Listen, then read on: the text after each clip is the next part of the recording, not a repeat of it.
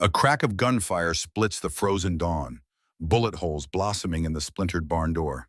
Smoke curls upward, mingling with the swirling snow as iron shutters shudder in the gale.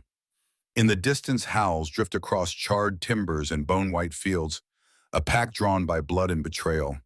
Hearts pound under woolen coats and war-scarred chests, every breath a promise of vengeance. Somewhere beyond the ridge, a widow's tears still glisten on frostbitten lashes. Somewhere closer, a silent sentinel loads his rifle steel resolve burning in his eyes. The land holds its breath, justice stalks these lonely hills. This is where the truth will be unearthed, where silence shatters, and old sins find their reckoning in the unforgiving light of day. Anna Monroe tightened her grip on the wooden bench as the overloaded freight train careened around the icy bend of Black Ridge Pass, the metal wheels screeching in protest against the frozen rails.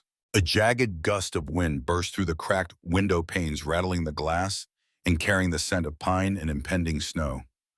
Outside, the world was a blur of white snowflakes whipped into furious spirals by the howling mountain gale cloaking the pine forest in a swirling veil of ghostly gray. Inside, passengers huddled in threadbare coats and woolen scarves, their breaths visible in the frosty air rattling out short plumes. Anna's heart pounded as the locomotive lurched, and she clutched the edge of the bench to keep from being flung across the cramped car. Moments earlier, the train had clipped the edge of a hidden ice patch, sending it skidding toward the precipice. Anna had leapt from her seat, lunging toward the emergency brake. Sparks showered the metal bars as she yanked with every ounce of strength, and the train groaned its momentum, fighting against sudden resistance. Down below, a sheer drop yawned toward the frozen river. One misstep, and they would all be plummeting into oblivion. With a final wrench, the train juddered to a shuddering halt mere feet from the cliff's edge. The car's occupants gasped in unison, their expressions pale despite the frost. Anna pressed her knuckles to her lips, her pulse pounding like a war drum in her ears. She turned to help a small boy whose mother was still standing, hands trembling, and steadied him with a kind but firm touch. The conductor, a grizzled man with frosted whiskers, hurried through with lantern in hand, peering at the tracks before barking orders to the brakeman to secure the train. Above the din of escaping steam, Anna could hear the low, distant baying of wolves. The passengers glanced nervously toward the dark tree line beyond the rail cars, muttering about tracks littered with the bones of livestock stolen from nearby homesteads. She'd heard tales in Denver of predator packs gathering. Whenever the winter storms isolated the town, hungry, desperate, and emboldened by the scarcity of prey. Yet Anna felt no fear, only resolve. She had chosen this journey to start anew, leaving behind the crowded streets of Philadelphia and the scandal that had upended her life. Her late husband's shipping company had been a coveted prize for unscrupulous partners. She'd discovered their secret smuggling ledgers too late, watched them abandon her with both the guilt-ridden ledger and the company's finances in tatters. So she packed what few belongings she had, her father's watch, a stack of ledgers bearing her handwriting, and a single trunk of winter clothes, and purchased a one-way ticket to a place called Silverwood, Colorado Territory. Now stepping onto the frosted platform moments later, Anna braced herself against a gale that stole her breath, the locomotive's steam dissipating in the bitter air. The mountains stretched beyond jagged peaks wreathed in drifting snow, and the tiny station was deserted save for one solitary figure, a tall man clad in a worn brown coat, a five-pointed star pinned to his lapel. As Anna approached, her boots crunching on icy gravel, the man tipped his battered Stetson, the sharp lines of his face illuminated by the lantern's glow. "Miss Monroe," he asked in a low drawl voice rough as the gravel underfoot. She nodded, frost clinging to her lashes. He studied her for a moment, eyes narrowing. "Name's Sheriff Barrett. Sent word you'd be arriving today." Nathan Reed, he sent a telegram. Anna hesitated. The name was familiar from the matrimonial advertisement in the Philadelphia Inquirer, a rancher seeking a virtuous companion for his remote Colorado property, but everything she'd read had been letters, not telegrams. "Yes," she managed, voice trembling despite her determination. "But I never received his confirmation." The sheriff's jaw tightened. Behind him, the black pines seemed to shiver under the wind's assault. He frowned, turning back to scan the empty platform. "Let's get you to the Mountain View Inn. Warm up. We'll figure out this Reed business later." Anna exhaled a breath she hadn't realized she was holding. Despite the frigid despair that clawed at her lungs, a flicker of hope warmed her chest. For the first time in months, she felt less alone. Yet she could not shake a whisper of doubt. How easy had it been to lure an Easterner to this forsaken outpost? And to what end? Sheriff Barrett led Anna down Silverwood's single dirt street, the lantern light revealing false-fronted buildings cloaked in peeling paint, general store saloon livery stable, and huddled between them the Mountain View Inn.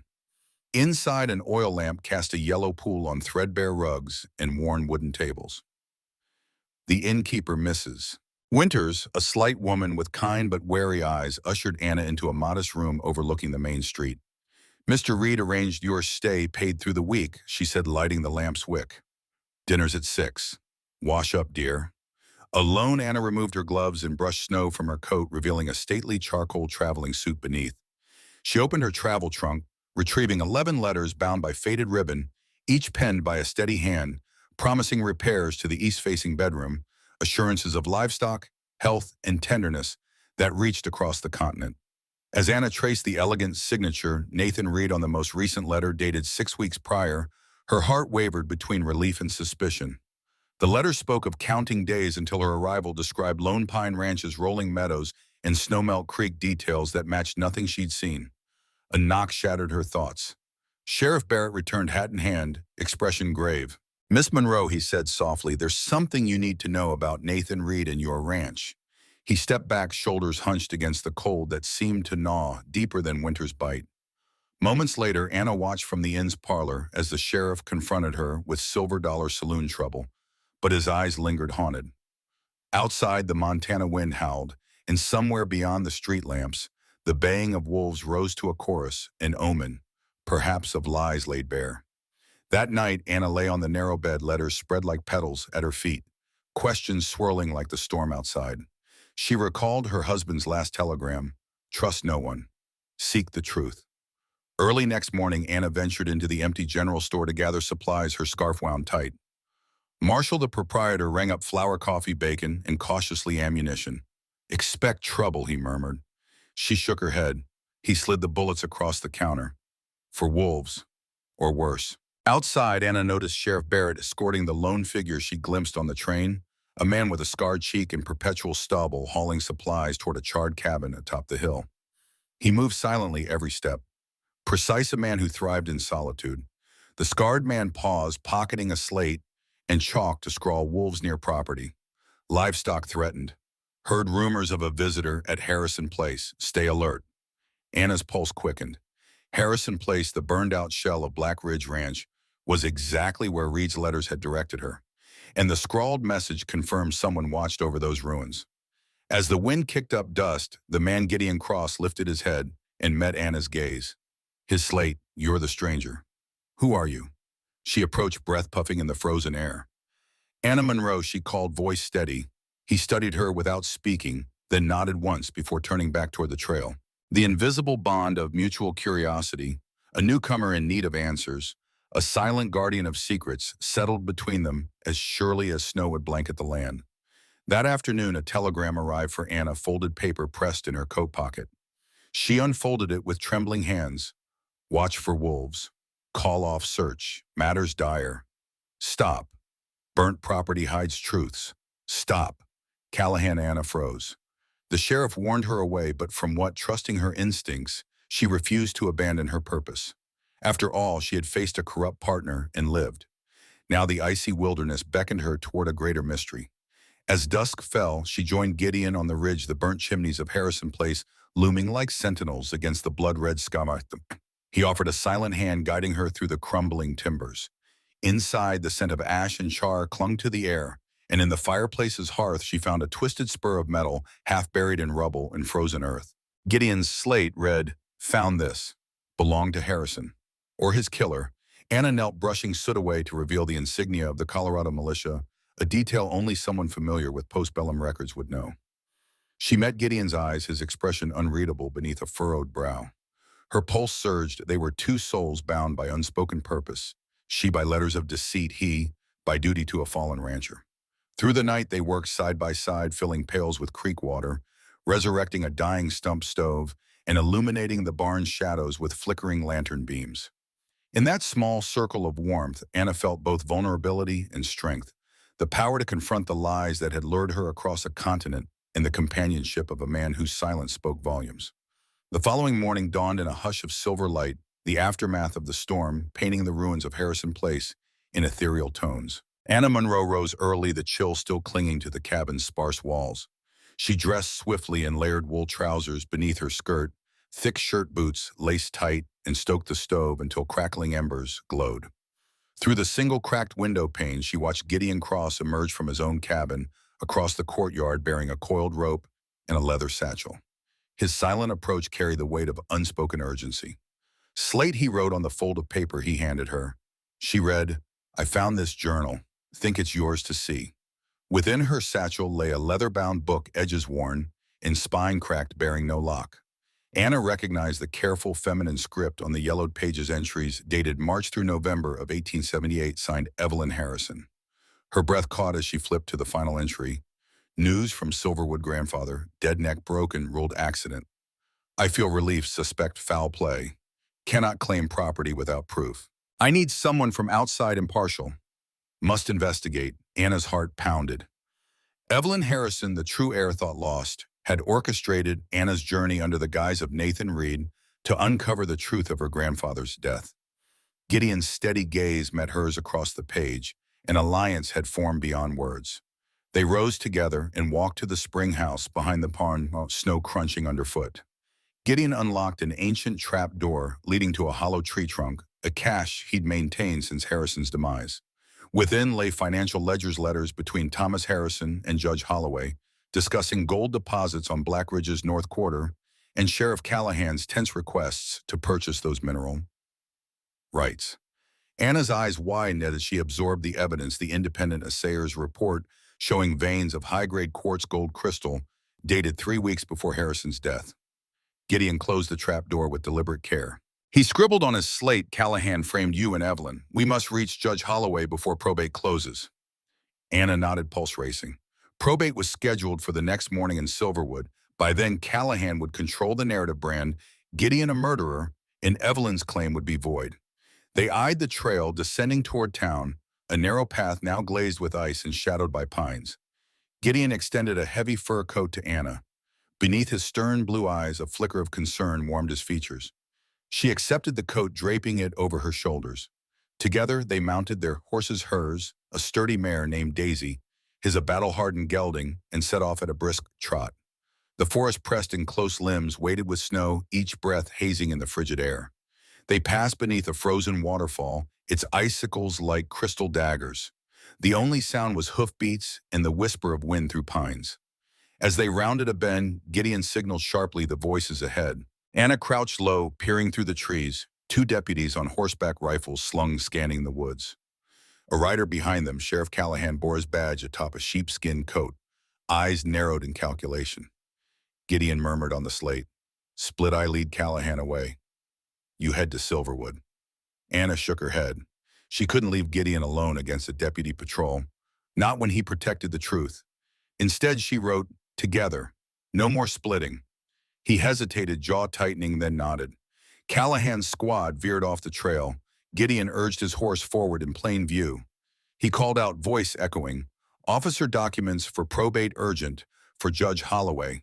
Callahan stiffened, signaling deputies to hold.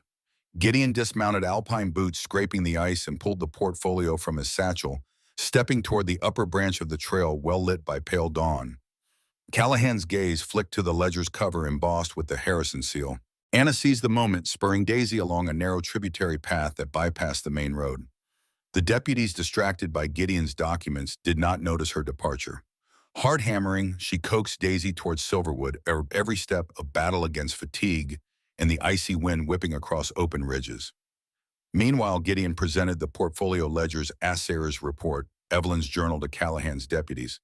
"These prove estate belongs to Evelyn Harrison," he said, voice low and forceful. Callahan intervened, attempting to brand the ledger as stolen property. Gideon squared his shoulders.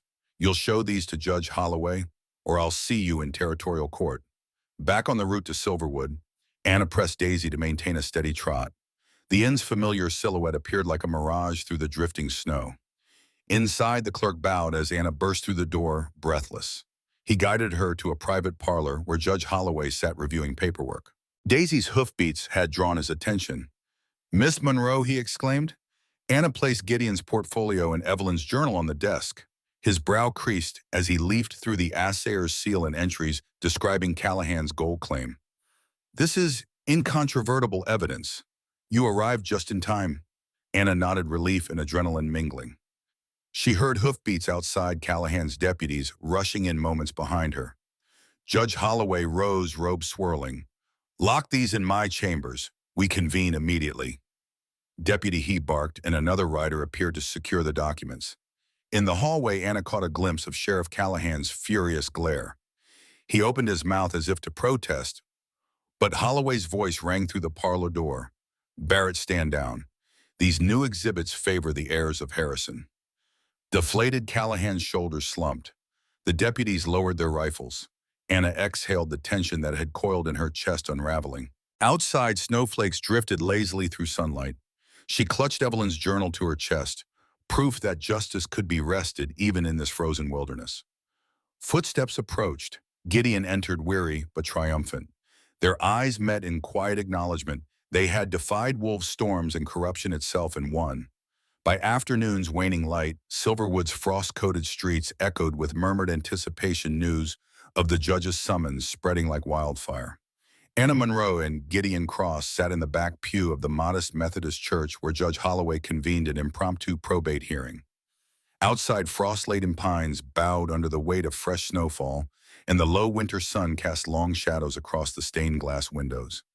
In that hallowed hall where stiff wooden benches bore the silence of a thriving congregation, Cordelia Anna felt the stifling gravity of justice at play. At the pulpit, Judge Holloway cleared his throat, dark robes framing his stern countenance. Sheriff Callahan in his sheepskin coat stood near the side door, shoulders squared but visage drawn tight with indignation. Behind him, two deputies hovered, rifles slung but at ease. On the witness stand, Gideon Cross, arms folded and riding coat dusted with snow, faced the sheriff without flinching. Next to him stood Evelyn Harrison, dignified, despite her youth hands clasped over her leather-bound journal.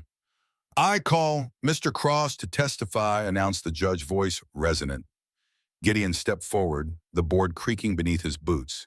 He produced the portfolio ledgers, assayers, reports, and letters exchanged between Thomas Harrison and Judge Holloway himself, detailing mining claims. The room fell silent as the judge recognized his own familiar seal on the papers. "Mr. Cross," the judge intoned, "you claim these documents prove foul play and misappropriation of Harrison's estate by Sheriff Callahan." Gideon nodded, slate in hand. With deliberate clarity, he wrote, "Callahan demanded quarter share of gold. Harrison refused. On North Ridge, Callahan struck him, staged accident.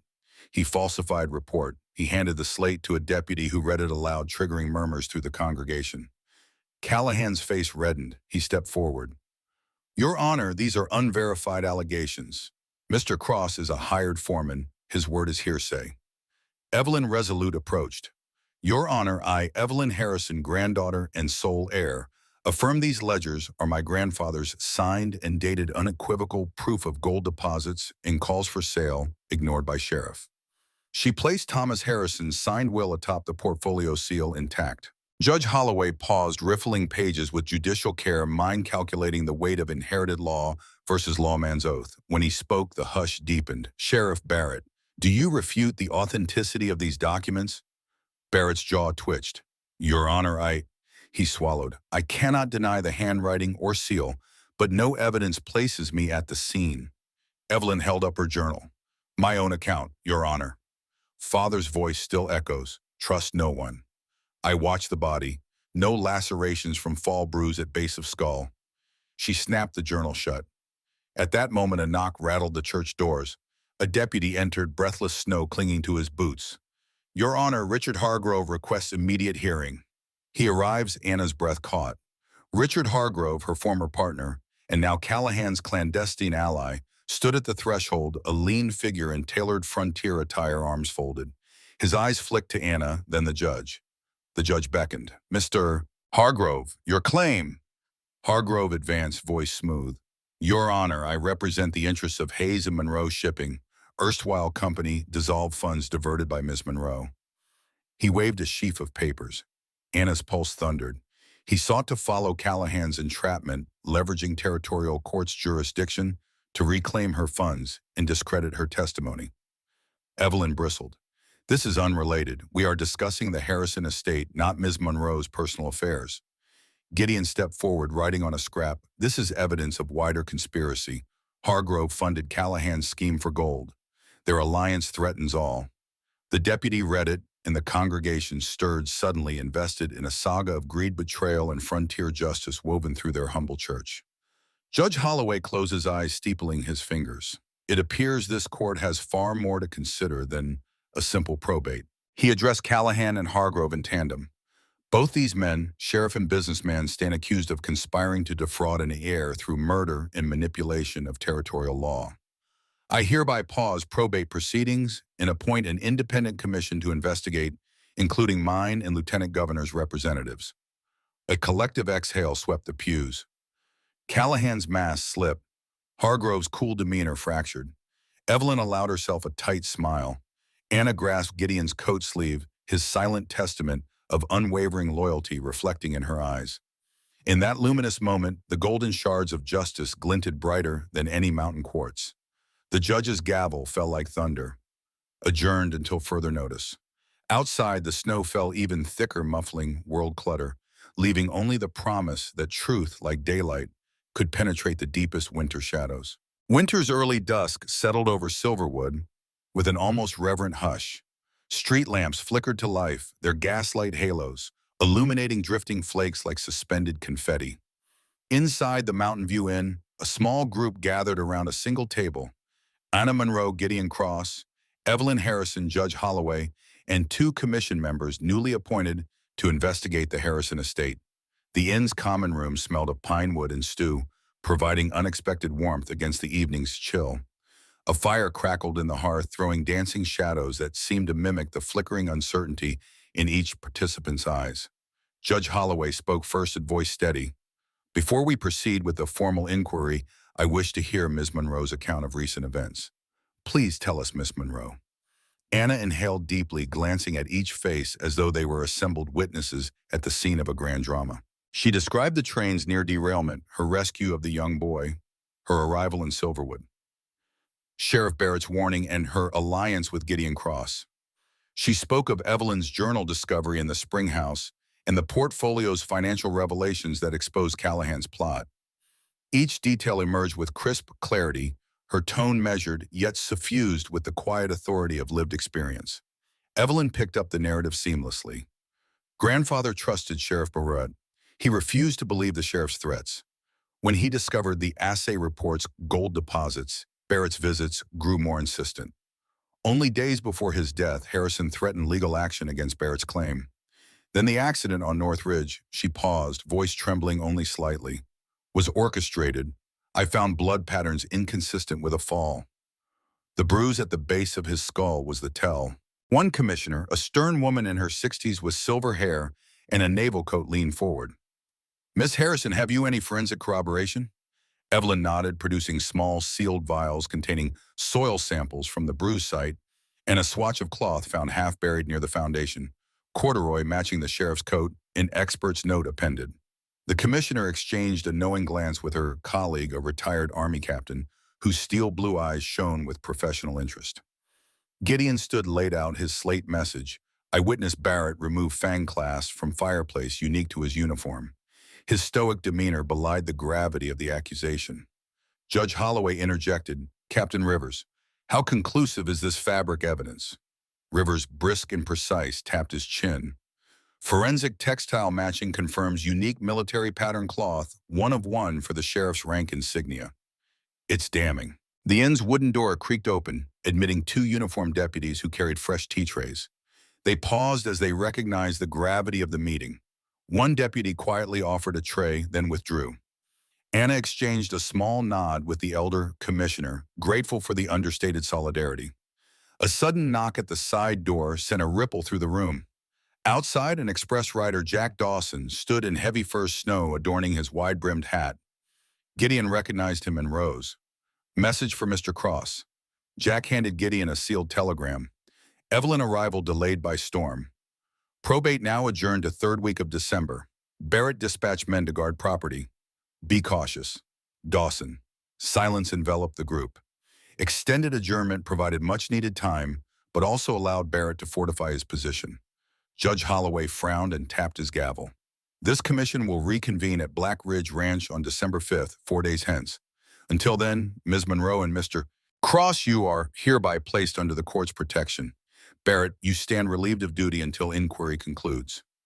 The room exhaled collectively, some with relief, some with frustration.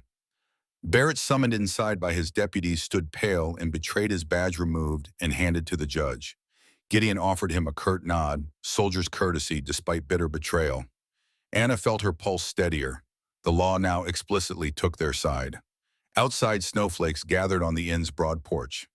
Gideon and Anna stepped into the winter twilight. I'll gather supplies, he wrote on his slate. We depart at first light. Anna nodded, her breath forming a white mist. Together they looked out over the silent town, winter's stillness, masking fierce currents of greed and power beneath. That night, Anna returned to her room, heart racing with the day's revelations. She withdrew Evelyn's journal and firelight Gideon's name for it, tracing the granddaughter's ornate script. In the flicker of candlelight, she embarked on reading earlier entries seeking clues to Evelyn's methods and anticipating the coming confrontation at Black Ridge. Somewhere in those pages lay the blueprint for survival, the dawn of transparent justice that would pierce Western winter's longest night. Dawn's first light filtered through the frost-cracked window of Anna's room at the Mountain View Inn, casting pale reflections on the aged wallpaper. She rose before the sun, gathering Evelyn's journal, a small kit of letters, and Gideon's slate from her nightstand. Each item bore the weight of revelation, the journal's entries detailing Evelyn's bold deception, the assayer reports proving Gold's presence, the letters from Judge Holloway affirming the court's intervention. Anna's resolve hardened. Today they would reclaim not only a ranch, but the integrity of a legacy. Downstairs, Gideon Cross readied his horse, a sure-footed sorrel mare, while Mrs. Baz Winters brought a hearty breakfast of biscuits, dried venison, and hot coffee. She pressed a woolen cap into Anna's hands. For the wind, she whispered with caring eyes. Outside, the morning air bit at exposed skin, but the storm had subsided, leaving the world crystalline and still. At the livery stable, they mounted Daisy and Gideon's gelding, strapping saddlebags filled with supplies, candles, tools, spare blankets, and Evelyn's journal now encased in an oilskin pouch. Horses neighed softly as Gideon checked their gear, nudging Anna with his shoulder. His slate read simply, "Church sisters sent blessing. Good omens." A faint, grateful smile curved Anna's lips. The townsfolk's prayers, once offered for a stranger's safe journey, now embraced the quest for justice. Together they retraced the trail toward Black Ridge Ranch. The forest canopy arched overhead, branches powdered with snow that glinted like diamonds. Anna rode at Gideon's flank, Evelyn's journal open on her lap. They passed the site of the near-train derailment rails, bent like warped steel bones amid the drift.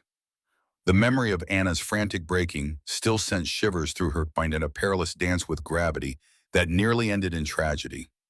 Yet she had saved lives that day, just as she now prepared to save a legacy. As they crested the ridge, the charred skeleton of the main house emerged against the cerulean sky. Its stone chimney stood sentinel amid blackened timbers, a testament to fire's fury and time's erasure. Beyond lay the rebuilt cabins, Gideon's modest home, the spring house's sturdy bulk, and further on the old bunkhouse, a remnant of Harrison's once thriving ranch workforce. Snowdrifts rose against the walls like silent sentries, funneling the morning light into stark chiaroscuro. Entering the courtyard, they found Jack Dawson awaiting them with the inn's wagon, a makeshift stretcher for supplies and additional warmth. His broad frame bore the wear of frontier life. His mustache glistened with frost. He greeted them gravely. "Sheriff's men patrolling perimeter. Arrest orders if you're seen with Harrison records." Gideon nodded. "We've protective orders from Judge. Still caution." Anna dismounted, her boots crunching in the courtyard snow. She clutched Evelyn's journal, now suffused with the granddaughter's voice, her hopes, fears, and determination. She read Evelyn's own words, her planned escape, Gideon's loyalty, and her burning desire to unearth the truth. Each entry felt like a heartbeat in the silent compound. Inside Gideon's cabin, they piled blankets on the floor around a cast-iron stove. Anna put down the journal and slates. Gideon stoked the flames until the air shimmered with warmth. Evelyn crossed to the small pine table and arranged the portfolio's ledgers, assayers' reports, and letters in neat stacks. Judge Holloway's telegram lay atop them, commanding presence in official script. The commission's two envoys, the Naval Code Commissioner and Captain Rivers, arrived by midday, escorted by a single deputy wearing court insignia. They dismounted, impressed by the rugged perseverance that Anna and Gideon embodied. Rivers saluted Gideon's scars with respect. The commissioner offered a curt nod to Anna. They followed Gideon inside, requesting the evidence be laid bare. One by one, Gideon opened the leather satchel, the vial of soil from Thomas Harrison's skull, bruised the corduroy swatch matching Sheriff Barrett's coat in letters, confirming Barrett's aggressive purchase demands. Rivers examined each, scribbling notes on his pad. The commissioner scrutinized the journals, revealing Evelyn's careful chronicle of events, her clandestine escape plan from grandfather's forced marriage arrangement, her collaboration with Gideon to shield the property from Barrett's machinations, and her ingenious use of Anna's impartial outsider status. "A remarkable testament," said Rivers quietly. "We have enough here to warrant immediate arrest upon seizing Barrett and his men." The commissioner nodded. "Yet we must act judiciously. Barrett's official capacity gives him power to smear this entire ranch as implicated in obstruction. We need to secure legal custody, perhaps at the courthouse, with Marshal Pierce overseeing." Anna stepped forward, voice steady. "If Barrett's men intervene, they may shoot. Can we guarantee safe passage to Silverwood with these documents?" Captain Rivers tapped his pad. "I can arrange an escort, 2 militia troopers from Denver passing through today. They can rendezvous at Carson's Creek and accompany you back." Gideon's slate read, "Escort acceptable." "Meanwhile, we stall Barrett's patrol." He turned to Jack Dawson. "You know the back trail past North Ridge?" Jack nodded. "We can lure Barrett's men into misdirection facade of massing cattle stampede, scare them off." Anna tapped the journal. "We plant salt bales, buy barn wolves, smell livestock, deputies chase illusion. You." Gideon trigger bells. His slate confirmed. Preparations raced forward. By dusk, the plan was in motion. Jack released a handful of iron shackles, reconfigured it as jingling bells along fence lines. At a signal, Gideon would pull a lever, setting the bells in motion, echoing like herd panic. Meanwhile, Anna and the commissioners concealed themselves in the bunkhouse loft, Evelyn's journal and ledgers hidden in a saddlebag. The last rays of sun filtered through frost-shattered windows. At night's edge, Gideon emerged through the door, trench coat, swirling lever in hand. He pulled it, and the bells rang out, a sudden cacophony reverberating across the fields. Snow dust flew as deer and cattle herds pressed against the fence. Stampede illusions burst into life. From the ridge came shouts and hoofbeats, Barrett's deputies' rifles drawn, charging toward the noise. Under cover of their rush, the others slipped past barn eaves onto the secondary trail, guided by Jack's lantern. Anna's heart pounded as she mounted Daisy, clutching the satchel of evidence. Commissioner and Rivers flanked her, compass steady and dreams of justice burning bright. As they rode into swirling pines, the bells behind them faded into the distance, one last ring of frontier ingenuity. Gideon watched them go, scrap-yard silhouette against smoldering shadows, then melted back into the darkness of Black Ridge, protector of secrets, until the winter sun returned. The moon hung low above the pines, its silvery glow refracting through the wind-carved snowdrifts as Anna Monroe guided Daisy along the covert trail toward Carson's Creek. Beside her rode Commissioner Althea Moore and Captain Malcolm Rivers, their breath visible in the moonlit air. Each hoofbeat sounded like a countdown to confrontation between truth and corruption, between justice and greed. In the saddlebag lay Evelyn Harrison's journal, in the Harrison portfolio, indispensable keys to exposing Sheriff Barrett's crime. Carson's Creek appeared ahead as a ribbon of icebound water, its banks rimmed in frost, and the narrow bridge arching across like a sentinel of steel. 2 militia troopers from Denver, clad in gray greatcoats embroidered with state insignia, awaited them on the far side. Sentinel detached faces scarred by war, yet guided by law. Rivers signaled a halt. "We rendezvous here." Barrett's men still chasing Phantom, stampede south. Anna dismounted, heart pounding with relief. The troopers formed a guard around the group, while Commissioner Moore retrieved the satchel. "We proceed at first light to Silverwood Court," she stated, voice calm. "Judge Holloway awaits our arrival with sworn affidavits." Anna nodded, bowing her head briefly. Justice in the territory, frail yet resilient, like the buried embers of a hearth left to freeze. Under trooper escort, they encamped near the creek. Campfires pricked the darkness like watchful eyes, their warmth alive against the cold secrecy. As they settled on rolled blankets, Captain Rivers sharpened his saber, While Althea Moore meticulously cataloged evidence, the assayers sealed vials soil samples, corduroy swatch, and Thomas Harrison's signed will. Each artifact was a beacon of truth in a landscape of deceit. Anna sat beside Daisy, warming her gloved hands by the fire. She reflected on the improbable alliance, a retired judge's unexpected intervention, a silence-bound war veteran's steadfast loyalty, a granddaughter's cunning deception, and a woman's relentless pursuit of justice. Against the odds, they bridged East Coast propriety and Western frontier law. In the crackling embers, she saw the embers of a new legacy being forged. "Rest well," Moore said, tucking the journal into a waterproof pouch. "Tomorrow will be arduous." Rivers nodded. "Barrett's deputies may attempt interception en route to Silverwood. We must be prepared for armed resistance." Anna swallowed. The frontier's thin veneer of civility could fracture at any trigger pull, but they had the law and the law's emissaries on their side. At dawn's edge, under a violet sky, Anna roused Daisy. The militia troopers took positions flanking the narrow trail as Commissioner Moore mounted her horse. Captain Rivers checked his flintlock pistol. Anna felt the weight of Evelyn's journal at her hip, a steady throb of urgency. She opened the locket containing her husband's photograph, lifting hope to cold lips. "For truth," she whispered. They rode smartly, the trail hemmed by ancient pines draped in ice. Tracks glistened in Catherine's amber light, and the only sounds were the rhythmic jingle of harness and crisp murmurs of preparation. A ridge ahead concealed the view of Silverwood. Beyond that lay the town's courthouse, where the fate of Black Ridge Ranch and of Sheriff Barrett would be sealed. As they crested the ridge, Anna glimpsed the courthouse steeple standing tall against the awakening sky banners raised with winter's chill flutter. Below Barrett's patrol, 4 deputies astride black horses blocked the main thoroughfare, rifles at ready. They heard a blast from the courthouse bell, Judge Holloway's summons. Rivers reined in. "Barrett's men here first. We must breach their line." Moore drew her sidearm level and steady. Rivers raised his saber in cavalry salute. Anna took a deep breath. "We present evidence to the judge. No violence unless necessary." She tapped the satchel. "No more secrets." With courage fueled by purpose, they dropped from the ridge, horses surging forward.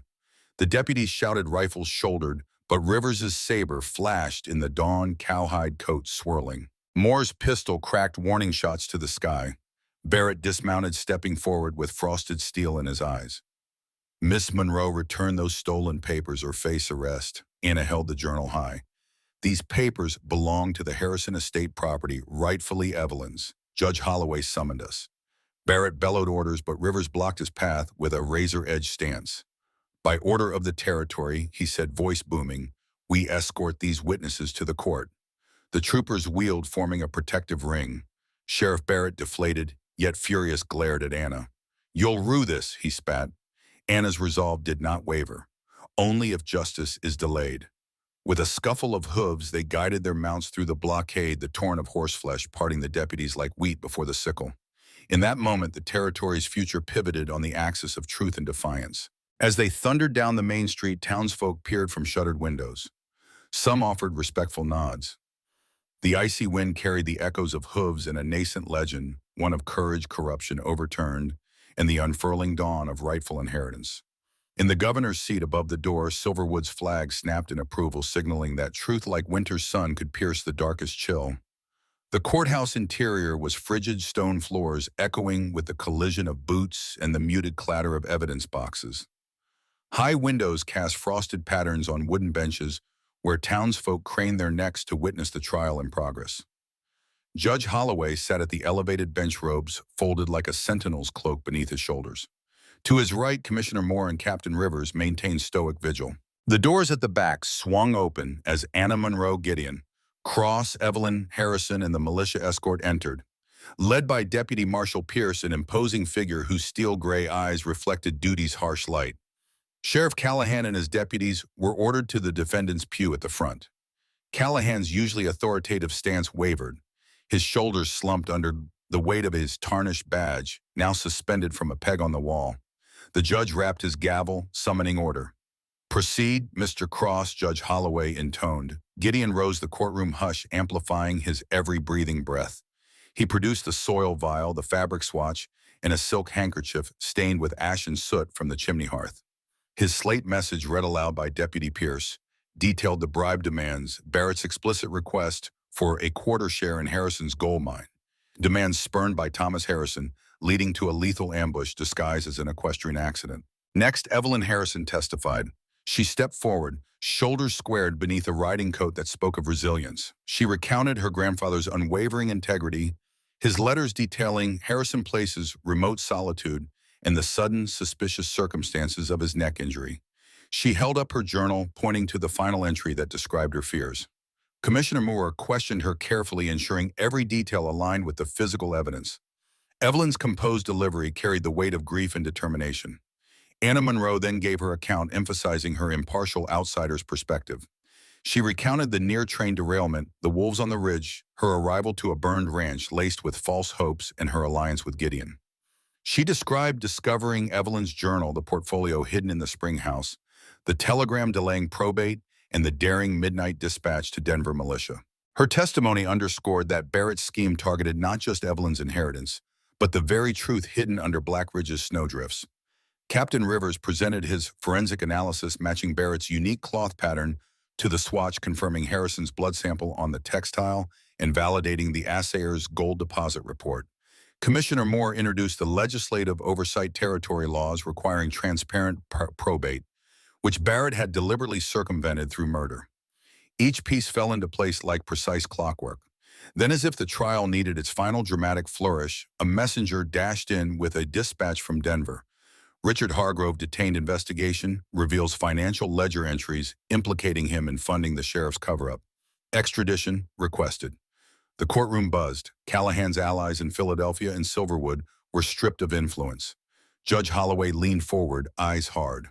Sheriff Barrett and Mr. Hargrove stand convicted in absentia of conspiracy, obstruction of justice, and murder. He paused, the floor trembling beneath the declaration. By territorial law, you are sentenced to immediate arrest upon apprehension. The Harrison estate is restored in full to Ms. Evelyn Harrison, and Mr. Cross will oversee its management until her arrival of age. A murmur of relief rolled through the courtroom. Anna felt the warmth of vindication flood her cheeks. Evelyn exhaled, tears glinting like rare gems in the dim light. Gideon stood quietly, absorbing the vindication his silent vigilance had wrought. Outside, the wind rattled windows as if nature itself celebrated truth's triumph. As the crowd dispersed, Judge Holloway called Anna and Gideon back to the bench. Miss Monroe, Mr. Cross, your courage and honor have righted a grievous wrong. The court owes you both gratitude.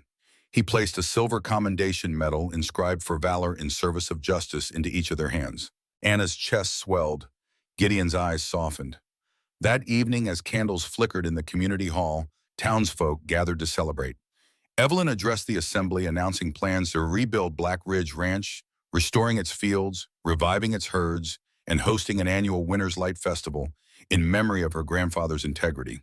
Anna and Gideon, now lauded as heroes, found themselves at center stage, one for her tenacity, the other for a steadfast presence that spoke volumes beyond words. Outside, the pines shimmered under a blanket of fresh snow, and the moon rose resplendent as if escorting them into a future carved by truth. In that luminous silence, Anna and Gideon shared a look of unspoken promise, two souls drawn together by fate's unyielding mercy, bound forever by the embers of justice, glowing bright against the winter's night. Spring's first thaw arrived with hesitant warmth, the snow melting in sunlit rivulets that carved new waterways through Black Ridge's fields. The once charred timbers of the main house were replaced by fresh lumber procured from Silverwood, the new beams laid with reverent care. Under Evelyn Harrison's direction and Gideon Cross's experienced management, Black Ridge Ranch began to emerge from ashes into life. Anna Monroe returned for the ribbon-cutting ceremony, her heart swelling as neighbors gathered, farmers, teachers, ex-soldiers, all bound by the shared redemption of a once-forgotten land. Evelyn stood on the newly constructed porch of the main house, now painted white and trimmed in forest green, reminiscent of the lightness of her grandfather's early dreams. She wore a simple blue dress and a cloak of soft wool, her eyes bright with tears as she addressed the crowd. This ranch represents more than my inheritance, she began, a voice steady. It embodies justice, perseverance, and the belief that truth can prevail even in the darkest winter. Today we honor my grandfather's legacy and welcome a new chapter, one of community and hope. Applause broke out, echoing across the valley. Anna stood nearby, holding her husband's old pocket watch, a symbol of her journey from the bustling docks of Philadelphia to the tranquility of the Colorado frontier.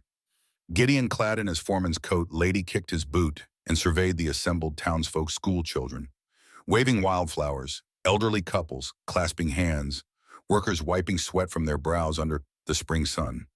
In their faces, she saw gratitude and solidarity, a testament to a community's resilience. Commissioner Althea Moore and Captain Malcolm Rivers stood off to one side, their presence, a reminder of the rule of law that had safeguarded the ranch's rightful owner. Rivers raised his saber in salute.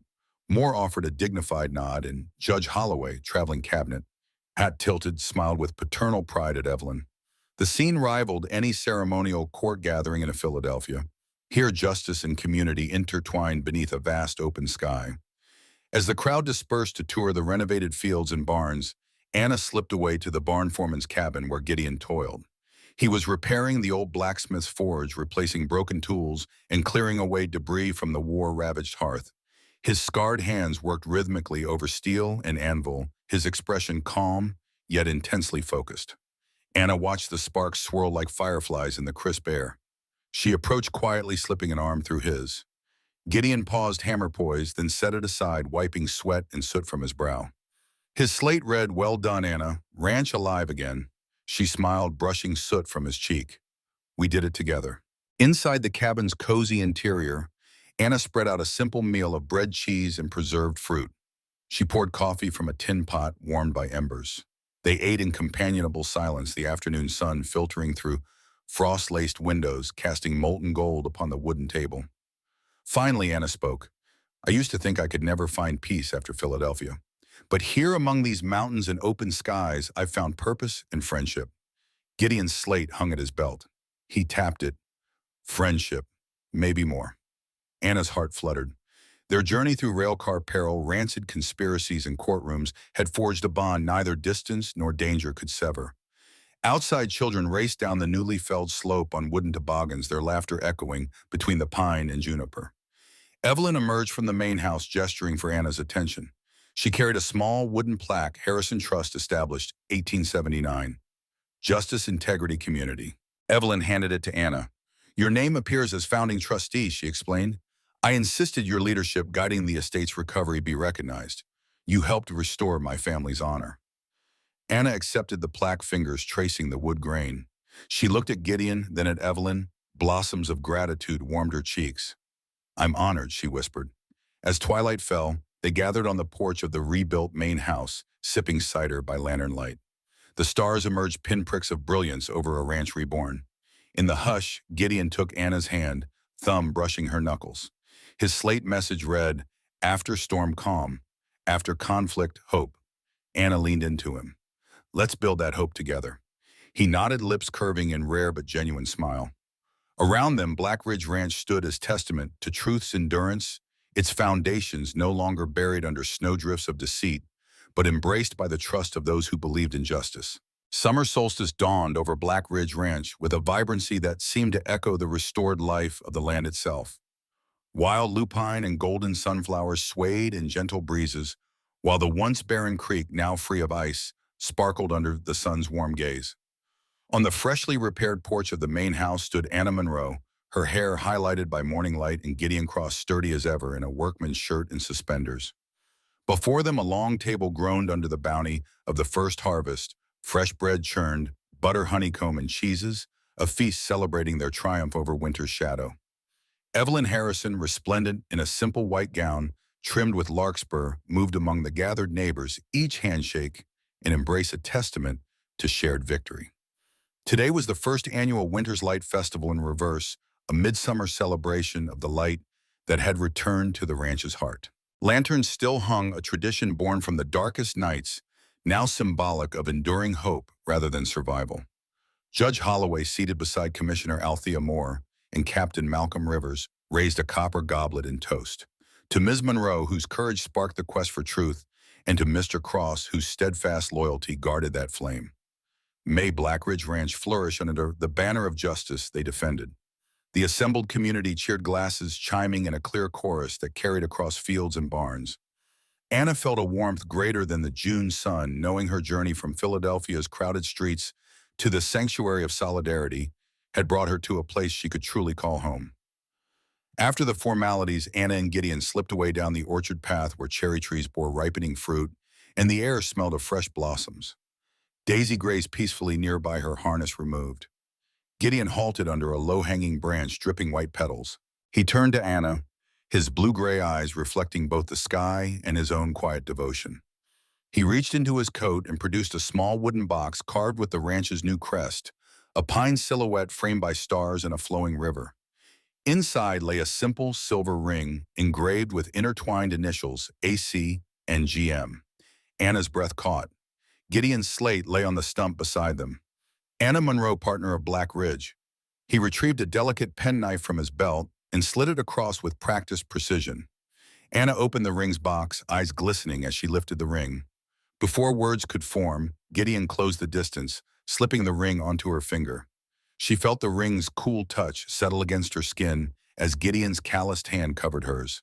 In that moment, the scars of war and betrayal seemed distant, replaced by the promise of partnership rooted in love as much as justice. Behind them, Anna heard the laughter of children playing hide-and-seek among the hay bales. The distant clip-clop of Mrs. Sullivan's wagon bearing fresh lemonade carried on the breeze. Black Ridge Ranch hummed with life, from haying fields to morning lessons in the one-room schoolhouse, opened under Evelyn's patronage. Even Sheriff Barrett, now a disgraced exile, was a distant memory, his reign of corruption banished with winter's last frost. Anna looked up at Gideon, warmth blossoming in her cheeks. "I never imagined this," she whispered. He nodded, pressing her hand gently. Their future stretched before them as wide and open as the Colorado horizon vistas of unspent promise. Together, they returned to the festival, side by side, ring glittering in the sunlight. Their footsteps fell in rhythm with the land's rebirth, steady, resilient, and bright. Around them, Black Ridge Ranch flourished, an enduring testament to truth's triumph over deceit, community forged in adversity, and love rooted in steadfast courage. In the end, they discovered that even the harshest winters yield to the promise of dawn, and that when light prevails, a single spark of justice can ignite an entire world.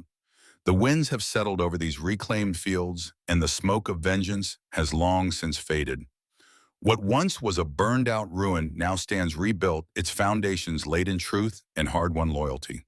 Lives were shattered by deceit, and hearts hardened by grief, but in this quiet aftermath, community and courage rose from the ashes.